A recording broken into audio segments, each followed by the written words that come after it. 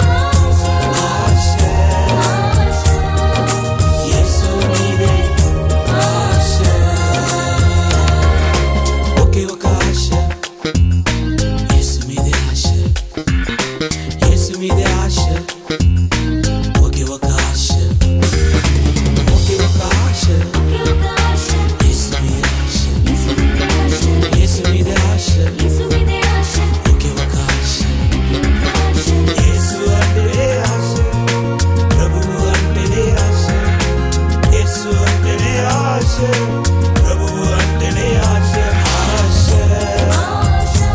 ఆశ ఆశ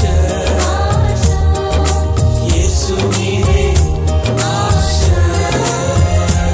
ఆశ ఆశ ఆశ యేసు మీరే ఆశ ఒకే ఒక ఆశ యేసు మీదే ఆశ యేసు మీదే ఆశ ఒకే ఒక ఆశ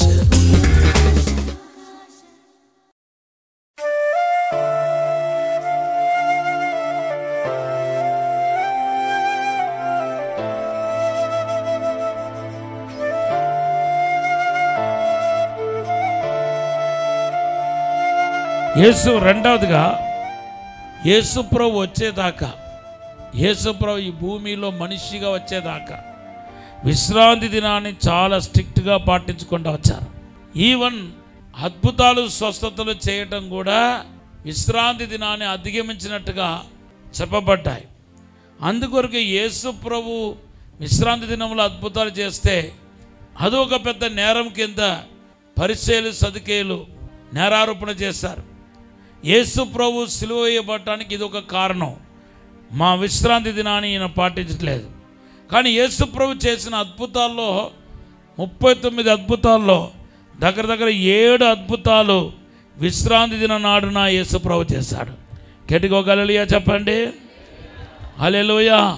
మార్కు సువార్త 1వ అధ్యాయం 29-31 దేవుడు పేతురు అత్తగారిని స్వస్థపరిచింది విశ్రాంతి దినం. అలాగే మార్కు సువార్త 3వ అధ్యాయం 1-6 వచనాలు చదివితే ఊత చేయగలవాన్ని బాగు చేసింది విశ్రాంతి దినం. దేవనామానికి స్తోత్రం చెప్పండి. తర్వాత యోవాను సువార్త 9వ అధ్యాయం 1-16 వచనాలు సమాజ మందిరంలో యేసు ప్రభు బాగు చేసిన రోజు ఏదంటే విశ్రాంతి దినం. లూకాసు సువార్త 13వ అధ్యాయం 10-17 వచనాలు. తర్వాత 5వదిగా మనం చూస్తే లూకాసు సువార్త 14వ అధ్యాయం 1-6 వచనాల్లో ఎప్పటికప్పుడు మరి ఫిట్స్ వచ్చి పడిపోయిన వ్యక్తిని బాగు చేసింది ఎక్కడంటే విశ్రాంతి దినంలోనే. హల్లెలూయా. లూకాసు సువార్త 14వ అధ్యాయం 1-6. చివరికి దెయ్యాలు వెళ్ళగొట్టింది కూడా ఎప్పుడంటే విశ్రాంతి దినంలోనే యేసు ప్రభు దెయ్యాలు వెళ్ళగొట్టాడు. మార్కు సువార్త 1వ అధ్యాయం 21-28 వచనాలు. తర్వాత ఒక కుంటి అతన్ని యేసు ప్రభు ఎక్కడ బెతెస్దా కోనేటి దగ్గర బాగు చేశాడు. 38 సంవత్సరాలుగా పక్షవాయువుతో బాధపడుతున్నాడు. అతను బాగు చేసింది ఎక్కడ తెలుసా? విశ్రాంతి దినమే. ఎప్పుడు బాగు చేశాడంటే విశ్రాంతి దినంలోనే బాగు చేశాడు. యోవాను సువార్త 5వ అధ్యాయం 1-18 వచనాలు. చూడండి, ఇప్పుడు కొత్తగా యేసు ప్రభు కొత్త పద్ధతిని అవలంబిస్తున్నాడు. అందరూ తిరగబడిపోయారు. యేసు ప్రభుకు వ్యతిరేకంగా అందరూ తిరగబడిపోయారు. అరే, విశ్రాంతి దినంలో ఇతను రోగులను బాగు చేయటం ఏంటి? ఇది ఎంతవరకు కరెక్ట్? ఇది ఏంటి కొత్త పద్ధతి అని చెప్పి యేసు మీద తిరగబడ్డారంట. అప్పుడుండే యేసును చంపటానికి ప్లాన్ చేశారు. యోవాను సువార్త 5వ అధ్యాయంలో చూడండి ఎంత కోపం వచ్చిందంటే విశ్రాంతి దినంలో యేసు ప్రభు రోగిని బాగు చేశాడని 18వ వచనం చదవండి. 5:18. ఆయన విశ్రాంతి దినాచారము మీరుట మాత్రమే గాక దేవుడు తన సొంత తండ్రి అని చెప్పి తన్ను దేవునితో సమానునిగా చేసుకొనెను గనుక ఇంది నిమిత్తమును యోధులు ఆయనను చంపవలెనని మరీ ఎక్కువగా ప్రయత్నము చేసిరి. హల్లెలూయా. ఇప్పుడు దాకా విశ్రాంతి దినంలో ఏ ఒక్క రోగిని ప్రభు బాగు చేయలేదు, ఏ ఒక్క సేవకుడు బాగు చేయలేదు, ఏ ఒక్క యాజకుడు బాగు చేయలేదు. కానీ యేసు అని ప్రధాన యాజకుడు కొత్తగా ఎప్పుడు ఎన్నడూ జరగని రీతిలో విశ్రాంతి దినాన్ని ఎంచుకొని ఆ 39 అద్భుతాల్లో 7 అద్భుతాలు దేవుని బిడ్డలారా విశ్రాంతి దినం నాడునే చేస్తున్నాడు. గట్టిగా హల్లెలూయా చెప్పండి. యేసు చేసింది కరెక్టా? యూదులు భక్తి కలిగిన యూదులు పాటించింది కరెక్టా? ఎలా కరెక్ట్ అవుతాయి అంటే నేను చెప్తా. విశ్రాంతి దినం యొక్క మొత్తం సారాంశం ఏంటంటే మనుషులు పని చేయకూడదు, దేవుడు పని చేయాలి. అదే విశ్రాంతి దినం. విశ్రాంతి దినం అంటే అర్థం ఏంటంటే మనుషులు పని చేయకూడదు. నీతో పాటు దేవుడు కూడా చేతులు కట్టుకుని ఉండడు. మనం ఎప్పుడు మౌనం అవుతామో అప్పుడే దేవుడు మాట్లాడతాడు. మనం ఎప్పుడు చేతులు కట్టుకుని నిలబడతామో అప్పుడే దేవుడు చేయి చాపుతాడు. హల్లెలూయా. మన మౌనమయ్యే రోజే దేవుడు పనిచేసే రోజు. కాబట్టి యేసు చేసింది కరెక్ట్. ఇది ఎవరికి అర్థం కాలేదు చెప్పండి? ఎవరికి అర్థం కాల? యూదులకు అర్థం కాల. యూదులకు అర్థం కాలేదు. ఎందుకు అర్థం కాలేదంటే మెయిన్ అంటే యేసును వాళ్ళు దేవుడిగా గుర్తించలేదు. యేసును దేవుని కుమారుడుగా వాళ్ళు గ్రహించలేదు కనుక వాళ్ళు ఏం చేస్తారంటే యేసు దేవుడు అద్భుతం చేసినట్టుగా, దేవుడు స్వస్థపరిచినట్టుగా అనుకోవట్లా. మనిషి ఏదో తన శక్తి చేత బాగు చేసినట్టుగా అనుకొని యేసు మీద ఏం చేస్తారంటే తిరగబడ్డారన్నమాట, నేరారోపణ చేస్తారన్నమాట. విశ్రాంతి దినంలో ప్రభు జరిగించే అద్భుతాలు, స్వస్థతలు మనకు తెలియపరిచేది ఏంటంటే ఎప్పుడైతే దేవుడు చూపించే నూతన మార్గాన్ని ఎన్నుకుంటున్నావో అప్పుడు నీ శరీరానికి, ఆత్మకు, ప్రాణానికి మేలు కలుగుతాయి. ఆత్మీయ నేత్రాలు తెరవబడతాయి. కొట్టండి గట్టిగా చెప్పండి, తెరవపరచండి. హల్లెలూయా. 7 అద్భుతాల్లో ఆత్మకు, శరీరానికి, ప్రాణానికి స్వస్థత జరిగినట్టుగా మనం గ్రహించగలుగుతాం. దెయ్యాలు ఒంటి మీద కాదు, ఆత్మ మీద పనిచేస్తాయి. దేవుడు విశ్రాంతి దిన నాడున ఏం చేశాడు? దెయ్యాన్ని విడుదల చేశాడు, దెయ్యం నుండి విడుదల చేశాడు. హల్లెలూయా. దేవుని యొక్క నూతన యేసుప్రభు యొక్క నూతన పద్ధతి తెలియపరిచే సత్యం ఏంటంటే నెంబర్ 2, ప్రాణాత్మ శరీరానికి విడుదల కలుగుతాయి. మొదటిగా నువ్వు చేరాల్సిన గమ్యానికి ఉన్న అడ్డును యోర్దాను తొలగిస్తే నూతన పద్ధతి. దేవుడు చూపించే నూతనత్వం కానాను దేశం చేరటానికి ఉన్న అడ్డును తొలగిస్తాయి. నంబర్ 2, దేవుడు చూపించిన నూతన పద్ధతి ఏదైతే ఉందో ఆత్మ, శరీర, ప్రాణానికి విడుదలను కలుగజేస్తాయి. కొట్టండి గట్టిగా చెప్పండి, దినపరచండి. హల్లెలూయా.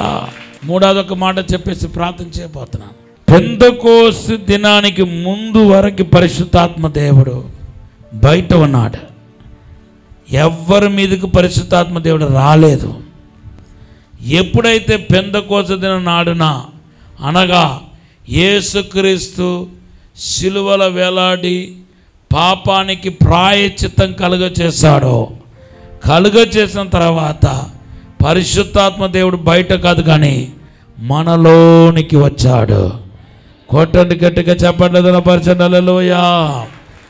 ఇది కూడా ఒక నూతన పద్ధతి. గట్టిగా ఒక హల్లెలూయా చెప్పండి. హల్లెలూయా. అప్పుడు దాకా ఎవరిలోనికి పరిశుద్ధాత్మ దేవుడు రాలేదు, ఎవరి లోపలకు పరిశుద్ధాత్మ దేవుడు రాలేదు. కానీ యేసు ప్రభు క్రయదినం మన పాపం కోసం క్రయం చెల్లించిన తర్వాత పరిశుద్ధాత్మ దేవుడు మనలోనికి వచ్చేసాడు. గట్టిగా ఒక హల్లెలూయా చెప్పండి. యోవాను సువార్త 14:17 రాయబడిన వాగ్దానం అప్పుడే నెరవేర్చబడింది. పరిశుద్ధాత్మ దేవుడు మనలోనికి రావటం నూతన మార్గం, నూతన పద్ధతి. కొట్టండి గట్టిగా చెప్పండి, దినపరచండి. హల్లెలూయా. మనతో ఉంటాడు, మనలో ఉంటాడు, మన పైన ఉంటాడు. గట్టిగా ఒక హల్లెలూయా చెప్పండి. పరిశుద్ధాత్మ దేవుడు మనతో ఉంటాడు, మనలో ఉంటాడు, మన పైన ఉంటాడు. గట్టిగా ఒక హల్లెలూయా చెప్పండి. ఇది నూతన మార్గం. చివరిగా యేసుక్రీస్తు శిలువ మరణం పొందిన తర్వాత సమస్తాన్ని శిలువలో మన కొరకు సిద్ధపరిచాడు. ఇప్పుడు స్వస్థత కోసం నువ్వు పరిగెత్తాల్సిన అవసరం లేదు. బైబిల్ చెప్తుంది, కీర్తన 107:20, దేవుడు తన వాక్కును పంపి నిన్ను బాగు చేస్తున్నాడట. ఇది కొత్త పద్ధతి, వాక్కును పంపి బాగు చేయటం. కీర్తన 107:20. గట్టిగా ఒక హల్లెలూయా చెప్పండి. దేవుడు తన వాక్కును పంపి రోగిని బాగు చేస్తున్నాడంట. గట్టిగా ఒక హల్లెలూయా చెప్పండి. ఎందుకంటే ఆల్రెడీ మన కొరకు సిలువలో యేసు ప్రభు సిద్ధపరిచాడు. స్వస్థత సిద్ధపరచబడింది, విమోచన సిద్ధపరచబడింది, విడుదల సిద్ధపరచబడింది. కాబట్టి స్వస్థత పొందడం సులువు. ఇంకా మీదట ఈ ఆగస్టు 8వ నెల నుండి నువ్వు నడవబోతున్న పాట కొత్త పాట, కొత్త మార్గం. ఇదివరకు నడిచిన మార్గం కాదు. నేను కొత్త పద్ధతిలో, కొత్త అలవాట్లో, కొత్త అభిషేకంలో దేవుని నడిపించబోతున్నాడు. కాబట్టి యోర్దాను 2 బాయిలుగా విడిపోయి వాగ్దానం చేరవలసిన వాగ్దాన దేశానికి నువ్వు చేరబోతున్నావు. రెండవదిగా ప్రాణాత్మ శరీరానికి విడుదల కలగబోతున్నాయి. గట్టిగా చెప్పండి.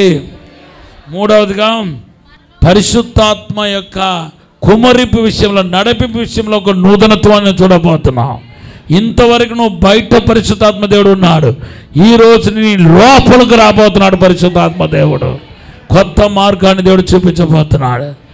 నాలుగవదిగా స్వస్థత విషయంలో ఒక నూతనమైన పద్ధతి. జస్ట్ ఆయన వాక్కును పొందగానే స్వస్థత కలగబోతున్నాయి, ఆశీర్వాదాలు కుమరించబడబోతున్నాయి. Everything going to become new. అదే నెల వాగ్దానం, new. God will do the new things. యెషయా గ్రంథం 42వ అధ్యాయం 18వ వచనం ఈరోజు వాగ్దానం, ఈ నెల వాగ్దానం. I will make everything new. Former things are passed away, I will do the new thing. దేవుడు నూతనమైన కార్యాన్ని జరిగించబోతున్నాడు. నీ జీవితం ఆశీర్వాదకరంగా ఉండబోతుంది. ఇన్ని నెలలు జరిగిన అద్భుతం ఇప్పుడు జరగబోతున్నాయి. ఇన్ని నెలలు జరిగిన ఆశీర్వాదాలు ఈ నెలలో జరగబోతున్నాయి. Everything God wants to make you new. New సమస్తాన్ని దేవుడు నూతనపరచబోతున్నాడు బిడ్డ. యెషయా గ్రంథం 43వ అధ్యాయం 19వ వచనం దేవుడు ఈరోజు మనకిచ్చే వాగ్దానం. 19వ వచనం, thank you, I will do the new thing. నీకు నేను నూతన కార్యం చేయబోతున్నాను అంటున్నాడు. అప్పుడు దాకా పాత నిబంధనలో ప్రతి ఒక్కరు నూనెతో అభిషేకించబడ్డారు. ఎలీషా దగ్గరికి వచ్చేసరికి నూనెతో కాదు, మా దుప్పటితో అభిషేకించబడుతున్నాడు. నూతన పద్ధతిని దేవుడు ప్రవేశపెట్టాడు. అలాగే ఈ ఆగస్టు నెలలో నూతన పద్ధతిని దేవుడు ప్రవేశపెట్టబోతున్నాడు. నూతనమైన కార్యం నీకు దేవుడు చేయబోతున్నాడు. Thank you lord. రక్షణ విషయంలో, అభిషేక విషయంలో దేవుడు ఒక నూతనమైన సులువైన పద్ధతిని నీకు తెలియపరచబోతున్నాడు. ఈ ఆగస్టు నెలలో ఫైనాన్స్ విషయంలో దేవుడు నూతన పద్ధతి నీకు చూపించబోతున్నాడు. నీ బిజినెస్లో ఒక నూతన యుక్తిని నువ్వు ఫాలో కాబోతున్నావు. నువ్వు సేవలో ఆత్మలు సంపాదించే విషయంలో నూతన యుక్తిని దేవుడు నీకు బయలుపరచబోతున్నాడు. నూతన మార్గాన్ని నీకు తెలియపరచబోతున్నాడు.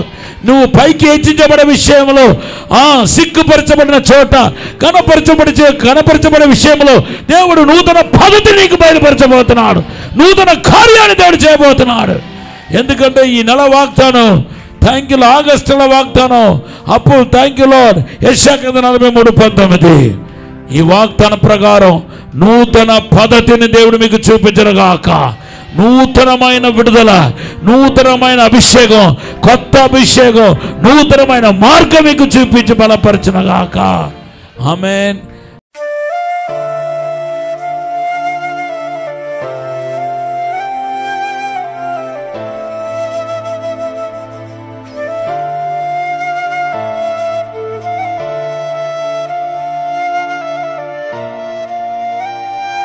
పరిశుద్ధము నమ్మకమైన పరలోక తండ్రి, నీకు వందనాలు, స్తోత్రాలు ప్రభా.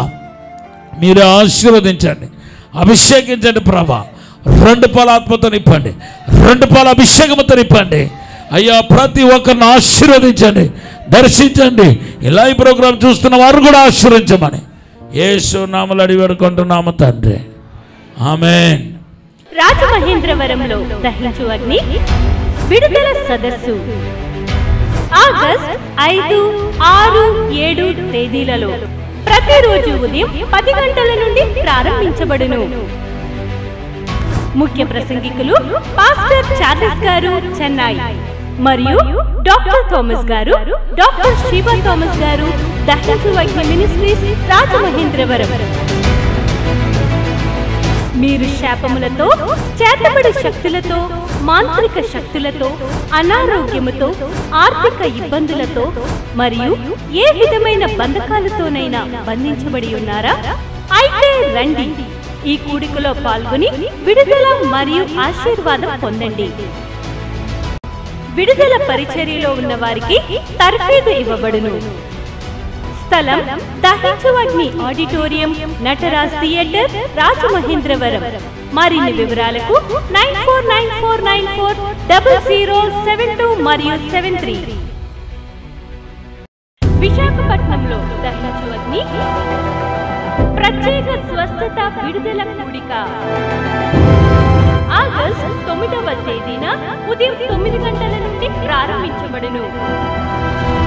ముఖ్య ప్రసంగికులు డాక్టర్ థామస్ గారు, దహించు అగ్ని మినిస్ట్రీస్, రాజమహేంద్రవరం.